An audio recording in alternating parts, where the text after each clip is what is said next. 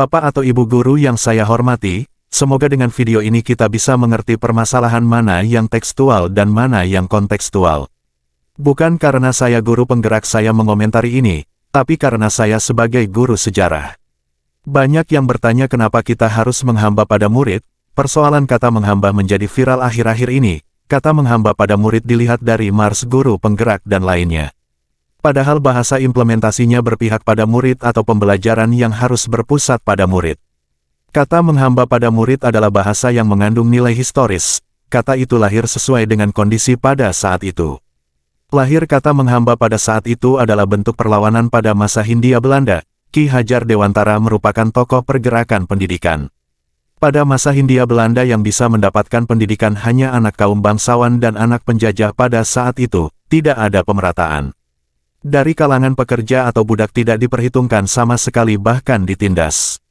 Pada saat itu pendidikan hanya bertujuan untuk mencari keuntungan saja, khususnya dari sisi perdagangannya kaum penjajah, pendidikan hanya penunjang kepentingan penjajah. Anak-anak ditindas, anak-anak tidak merdeka dalam belajar, artinya tidak berpihak kepada anak. Dengan kondisi itu, Ki Hajar Dewantara mengkritik, melawan penjajah dengan bahasa dan karakter tokoh perjuangan pada saat itu. Kata menghamba itu kata yang digunakan pada saat itu merupakan himbauan dengan menggunakan kata yang halus namun bermakna keras kepada penjajah untuk mementingkan kepentingan anak.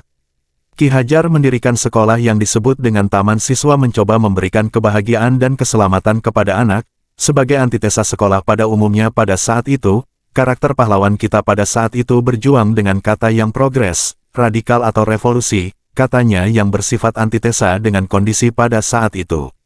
Namanya kata pejuang, teriak dengan kata berjuang, kata lawan dan lainnya. Tidak ada pahlawan menggunakan kata yang humanisme seperti, bertahan, jangan, dan lainnya, tapi lebih karakter kata yang berani yang bersifat melawan, bebaskan, berjuang, hidup atau mati. Ketika haknya direbut oleh penjajah, ketika ada penindasan maka pribumi mengeluarkan suara kebebasan. Jangan heran, dalam pendidikan, karena pendidikan pada masa Belanda hanya mementingkan kepentingan penjajah, seperti perdagangan penjajah, maka Ki Hajar Dewantara berseru ayo menghamba kepada murid. Yang artinya mari kita berpihak pada murid, mari berpusat pada murid bukan perdagangan apalagi menindas murid, itu secara umumnya. Kalau secara khusus dalam sistem mengajar Ki Hajar Dewantara mengimplementasikan di Taman Anak dia mengkolaborasikan model pembelajaran dari metode Montessori, Froebel, dan Taman Anak sehingga menyimpulkan bahwa permainan anak adalah pendidikan. Pertanyaannya, apakah kata menghamba masih relevan digunakan sekarang? Karena mengandung nilai historis, jadi tetap digunakan untuk tujuan refleksi. Kata yang diucapkan oleh Ki Hajar Dewantara tokoh pendidikan kita dijadikan sebagai penggerak dengan merefleksi diri khususnya dunia pendidikan. Apakah salah? Saya katakan tidak salah, apalagi sudah dilengkapi oleh KBBI yang artinya mengabdi. Dalam konteks sekarang kata menghamba dilengkapi dengan penjelasannya selanjutnya yaitu berpihak atau berpusat pada murid.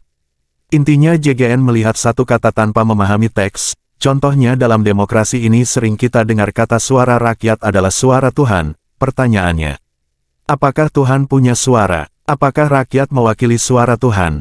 Tentu juga tidak, dijelaskan oleh aktivis demokrasi bahwa suara rakyat artinya rakyat berdaulat penuh dalam menentukan siapa pemimpinnya.